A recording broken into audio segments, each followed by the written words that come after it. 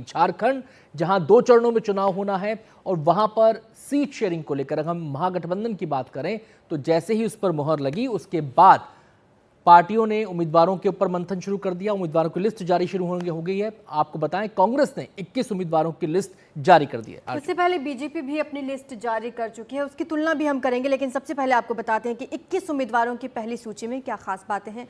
इसमें 5 महिलाएं हैं। जामताड़ा से इरफान अंसारी को टिकट मिला है, रामगढ़ से ममता देवी, हजारीबाग से मुन्ना सिंह, जमशेदपुर पूर्व से डॉक्टर अजय कुमार, हटिया से अजयनाथ सहदेव, सिमडेगा से भूषण बारा को टिकट दिया गया है। बता दें कि झारखंड चुनाव इस बार कई मायनों में खास है। एक तरफ बीजेपी इस बार झारखंड में जीत के लिए पूरी ताकत झोंक रही है तो दूसरी तरफ इंडिया गठबंधन भी सरकार बनाए रखने के लिए जोर लगा रहा है। कांग्रेस से पहले बीजेपी 66 उम्मीदवारों की अपनी पहली लिस्ट जारी कर चुकी है। बीजेपी ने जेएमएम छोड़कर आए पूर्व सीएम चंपई सोरेन और सरायकेला विधानसभा सीट से टिकट दिया है।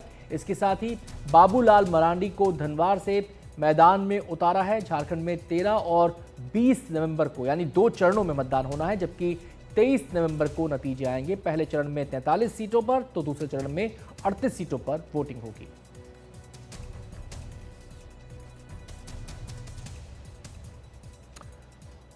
और हम सीधे रुख करेंगे, हमारे संवाददाता मनीष कुमार हमारे साथ जुड़ गए हैं तमाम जानकारियां देने के लिए।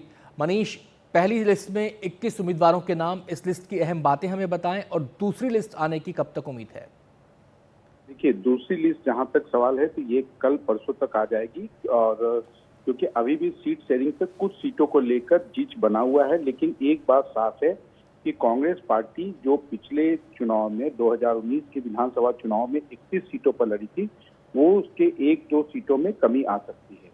जहां तक पहली लिस्ट जो कल देर रात जारी की गई, उसमें उसकी 3 खास बातें हैं। एक कि जो भी सिटिंग विधायक हैं, किसी का भी टिकट नहीं कटा है, सभी सिटिंग विधायकों को टिकट दिया गया है। और दूसरे जो नए नाम भी हैं वो वही नाम है, जैसे जलेश्वर महतो या हटिया से अजयनाथ सहदेव, ये वो लोग हैं जो पिछले चुनाव में हार गए थे।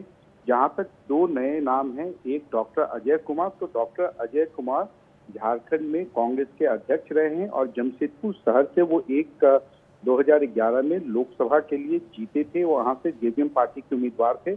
और उसके बाद जमशेदपुर शहर में चूंकि वो पुलिस अधिकारी एसएसपी वहां रहे थे काफी लंबे समय तक, तो उनकी एक अपनी लोकप्रियता है वहां पर। उसी आधार पर उन्हें जमशेदपुर पूर्वी सीट से उम्मीदवार बनाया गया है।